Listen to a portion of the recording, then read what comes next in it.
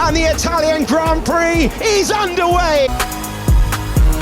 Hey, I'm Serenity, and welcome back to Pit Stop Sweet and Treats. Welcome to round 16 in Monza. It is literally Ferrari's home race. It's where everyone goes crazy. Today, we're going to be making Zeppole, which basically is Italian donuts. That's it. You probably know them from the Olive Garden if you've ever been to the Olive Garden. So let's start by making our dough while we learn about the history of the dessert. I'm going to roll up my sleeves. We're going to add 1 cup of flour, 1/4 of a cup of granulated sugar, 2 1/4 teaspoons of baking soda, and whisk this together. So Zeppoles are like a traditional donut fritter. They are fried. During the 10th century, the Feast of St. Joseph started as a Thanksgiving celebration and ended with the saint allegedly saving the island of Sicily from a drought and declared it a Catholic holiday in 1479. This led to Joseph being named the patron saint of pastry, and March 19th, the celebrations where Zeppole were served. Our dry ingredients are mixed, so we're going to add 2 eggs, 1 teaspoon of vanilla extra, and 1 cup of whole milk ricotta cheese. You know the Italians love ricotta. And instead of using a whisk, we are going to use a spatula to incorporate this together. And it should be like a thick, wet dough. Believed that the convent of Saint Petrus in Naples, Italy, invented the baked version of Zeppole during the 16th century, but people believe it was made popular by Pasquale Pinataro, the 19th century Naples baker, who would sell a pastry to pedestrians at a street cart every March 19th, which is their Thanksgiving. So let's get into some track history and facts now. The first Grand Prix was held in 1950 at Monza's track, but it was built in 1922, and it was actually the 3rd racetrack in the world after Brooklands and Indianapolis's racetracks. What actually is pretty interesting is that Monza has been so important to scientific research as the tip paths, guardrails, and draining asphalt have been developed and studied at the track.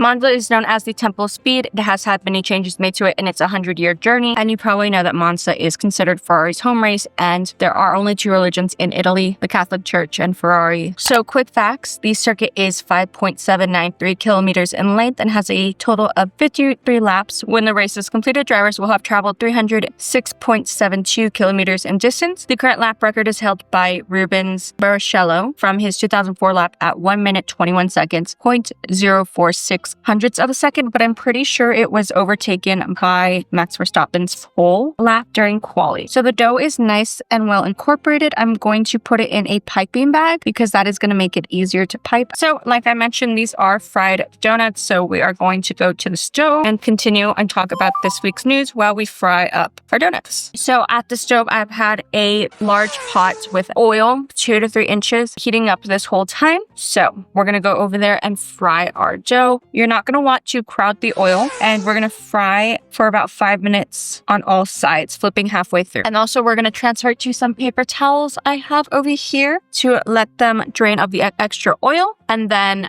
we'll roll them in our topping. So change of plans. I don't think the piping is working and they're looking like churros and my oil may be too hot, so I'm just using a cookie scoop. So let's talk about this week's news. There was not a lot of news. There are a couple things. There was, of course, the Charles and Lando DNF during the last race. Charles turning that into a photo shoot, absolutely hilarious work. Isaac podium and breaking his trophy. Love that we all cheered for Isaac's podium, but also breaking the trophy is hilarious. And I do fear at this point he is Lando's grid kid because of breaking the trophy. Kimi is the one that hit Charles accidentally, and now he's out. And I'm sorry, Kimi, I know you're Italian, but that boy, that is Italy's son. So good luck. Ferrari shutting down Monza every year and aura farming with the arguably too much track of the drivers on the grid. Yeah, that sounds about right. Also, McLaren released their NFL predictions. And why does Oscar know everything about the NFL? And he made actually pretty good predictions. So it's time to get into feminism and the hosting country. It's time to get a little dark, which is not a surprise if you are a woman into motorsports. I'm reading this book faster. It has to do with sports tourism and how many countries use high-ticketed events to cover up horrible things happening in their countries. My degree is Women, Gender, and Sexuality Studies, and I thought it'd be insightful to bring that perspective into the series and see how this happens before our eyes each week. So we have Italian races on the calendar. So for the first race, I highlighted the important dates in feminist history. In this video, we're going to go into a couple more important details. The Italian feminist movement started in the early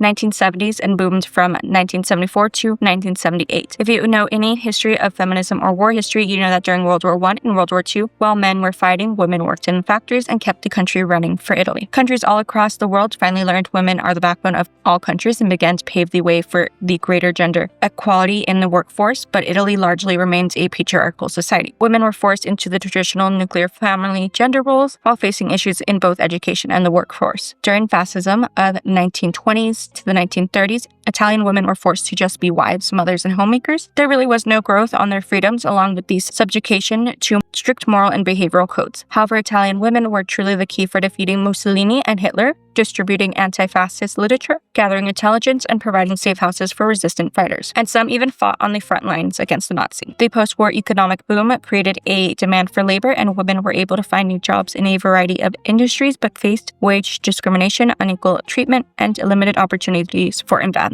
So you want your dough balls, they're going to puff up a little, and you want them to be golden brown, making sure on all sides. Mine are a little toasty. My oil was definitely too hot, but that is okay. I did waste about half our dough, but I got there in the end. These are not uniform in size, but they're there. So I'm going to bring them back over here, and I have some cinnamon sugar. This is 1 cup sugar, 3 teaspoons of just ground cinnamon, and then I also have a cup of powdered sugar. This is for us to dip in. So we're going to roll these around. Despite being the more educated gender, to this day, they still fight for wage disparity. Italian women are also active in politics and have made significant strides in recent years. In 2022, Italy's first female prime minister was elected and appointed, and there are increasing numbers of women in political leadership positions to this day. Top topics of discussion currently happening are prostitution, surrogacy, specifically uterus for rent and hire, and an increasing hate for gay and trans people is on the rise. Italy is ranked 87 out of 146 on the 2024 Global Gender Gap Index, so they're kind of in the middle of the whole thing. So the paper towels did drain most of the oil for us, and it makes an easy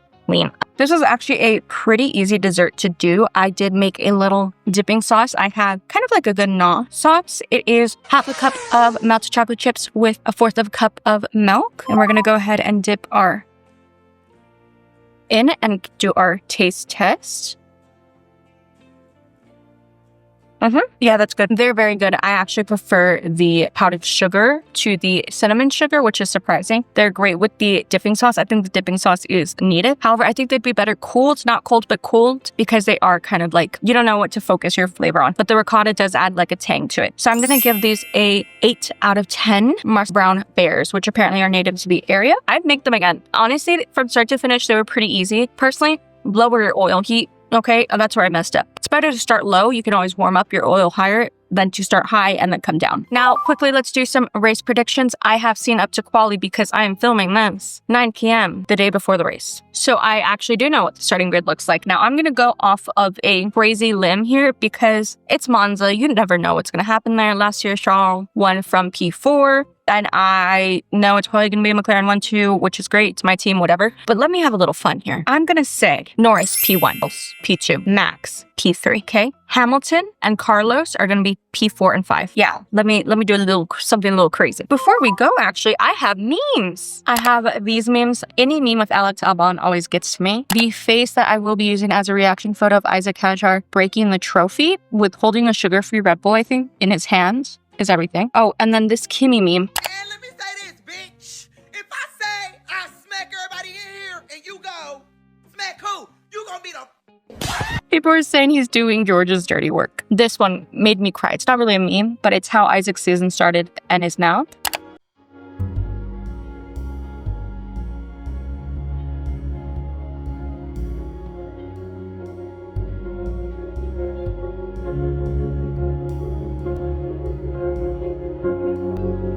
I think it really shows you like how much good change can happen in a year. And we cannot forget Charles oil farming on that damn hill. Yeah, it's too good. And that is all I have for you. Don't forget to like, comment, subscribe if you haven't already. After this race, when this goes up, we have 8 more races left in the season and tons of more desserts to get through from all over the world. All my social media is linked down below. Follow me if you want. I will see you in 2 weeks with another authentic dessert in Baku. We're back in Asia. Exciting, because that means Singapore is soon. Love you, mean it, kisses, judging stupid, and I'll see you for the next race Sunday. Bye! And it's lights out.